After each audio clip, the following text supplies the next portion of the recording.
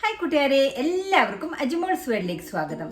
ഇന്നത്തെ വീഡിയോ ഈ ഫൈക്കസ് ബെഞ്ചമിന പ്ലാന്റിനെ കുറിച്ചുള്ള വീഡിയോ ആണ്.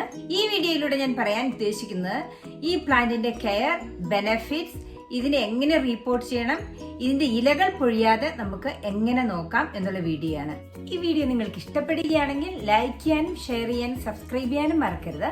പിന്നെ ബെല്ലൈക്കനിലെ ഓൾ എന്ന ഓപ്ഷൻ എനേബിൾ ചെയ്യാൻ മറക്കരുത്. അപ്പോൾ നമുക്ക് വീഡിയോയിലേക്ക് പോകാം.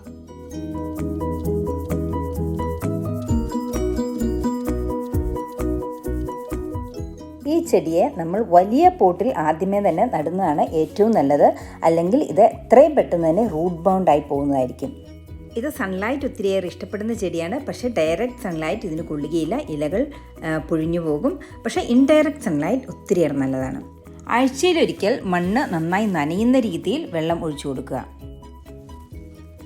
വിൻ്റർ മാസങ്ങളിൽ കുറച്ച് വെള്ളം മാത്രം ഒഴിക്കുക. വിൻ്റർ മന്ത്സിൽ പ്ലാന്റ്സ് എപ്പോഴും ഡോർമെന്റ് സ്റ്റേജിലായിരിക്കും. വിൻ്റർ മന്ത്സിൽ ഒരിക്കലും ഫെർട്ടിലൈസ് ചെയ്ത് സമ്മറിൽ മാത്രം ഫെർട്ടിലൈസ് ചെയ്യുക. സമ്മറിലോ ലേറ്റ് വിൻ്ററിലോ മാത്രം പ്രൂൺ ചെയ്യുക. ഇതിൻ്റെ ലീഫിൽ എന്തെങ്കിലും ബഗ്സിനെ കണ്ടാൽ നീം ഓയിൽ സ്പ്രേ വെച്ച് സ്പ്രേ ചെയ്യുക. ഇതിൻ്റെ മണ്ണിൽ ഒത്തിരിയേറെ വെള്ളം കെട്ടി നിൽക്കുകയോ അല്ലെങ്കിൽ ഭയങ്കര കോൾഡ് വെതർ ആണെങ്കിലോ ഇതിൻ്റെ ലീഫ്സ് ഡ്രോപ്പ് ആകും. വെള്ളം കെട്ടി നിന്നിട്ടാണ് ലീഫ് ഡ്രോപ്പ് ആകുന്നതെങ്കിൽ അതിനെ നല്ല സൺലൈറ്റ് ഉള്ള ഏരിയയിലേക്ക് മാറ്റി വയ്ക്കുക. ആ മണ്ണൊക്കെ നന്നായി ഉണങ്ങിക്കഴിയുമ്പോൾ ആ പ്ലാന്റ് ശരിയായിക്കോളും.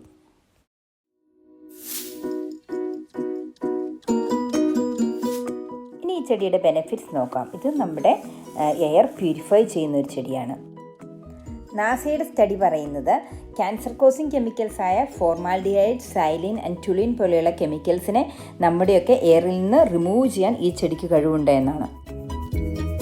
ഇത് ആൻറ്റി മൈക്രോബിയലായും ആൻറ്റി പൈററ്റിക്കായും ആൻറ്റി ഡിസെൻട്രിക്കായും അതുപോലെ നമ്മുടെ ഇമ്മ്യൂണിറ്റിയെ ഇമ്പ്രൂവ് ചെയ്യാനും സാധിക്കുന്ന ഒരു ചെടിയാണെന്നാണ് അറിയപ്പെടുന്നത്. ഇത് നല്ലൊരു എവർഗ്രീൻ ഫോളിയേജ് ആണ്. അതുപോലെ ഒരു ട്രീ ലൈക്ക് ലുക്കാണ് ഈ ചെടിക്ക്. ഇതൊരു ബോൺസായി ലുക്ക് കൂടി നൽകുന്ന ഒരു ചെടിയാണ്. അതുപോലെ ഇത് ഇൻഡോറായും ഔട്ട്ഡോറായും നടാവുന്നതാണ്. ഇനി ഇതെങ്ങനെ റീപോർട്ട് ചെയ്യാമെന്ന് നമുക്ക് നോക്കാം. ഇത് റീപോർട്ട് ചെയ്യുമ്പോൾ ഇതിൻ്റെ റൂട്ട്സ് ഒന്നും ഒട്ടും മെസ്സപ്പ് ആകരുത്.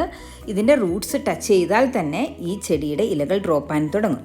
അതുകൊണ്ട് ഇത് നടുമ്പോൾ ഇത് പയ്യെ ഇതിൻ്റെ പ്ലാസ്റ്റിക്കൽ പോട്ടിൽ നിന്നും സ്ലിപ്പ് ചെയ്തെടുത്ത് പുതിയ പോട്ടിലേക്ക് നടുകയും അതിന് ചുറ്റും മണ്ണിടുകയുമാണ് ചെയ്യേണ്ടത്.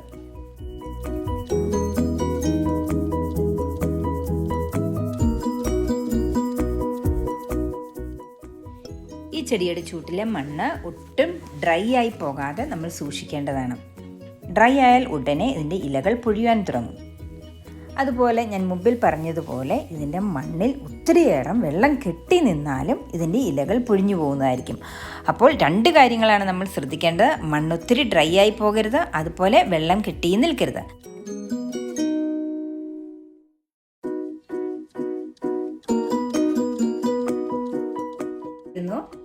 ഈ വീഡിയോ നിങ്ങൾക്ക് ഉപകാരപ്പെടുമെന്ന് കരുതുന്നു. അതുപോലെ ഇഷ്ടപ്പെട്ടുവെന്നും കരുതുന്നു. ഇഷ്ടപ്പെട്ടുവെങ്കിൽ like, share and subscribe. Thank you for watching. By.